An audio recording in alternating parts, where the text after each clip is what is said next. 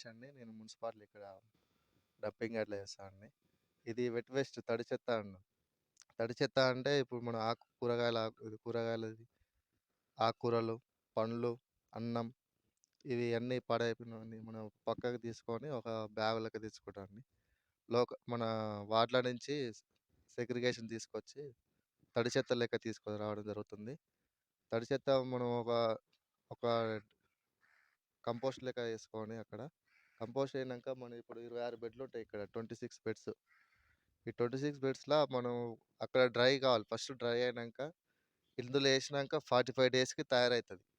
45 days తయారైనాక మళ్ళీ మేమంతా కుప్ప చేపించి జల్లెడ పట్టిస్తాం. జల్లెడ పట్టించినాక మళ్ళీ స్టోర్ చేసుకొని మనం ఆర్గానిక్ వాళ్ళకి ఎవరన్నా మేము ఇన్ఫార్మ్ చేసి కేజీ 10 రూపీస్ లెక్క అమ్ముతామండి. ఇదేంటంటే ఇది స్వచ్ఛమైన ఎరువు. మేము అంటే ఇది కల్తీ గిట్ల ఏముండదు ఇది.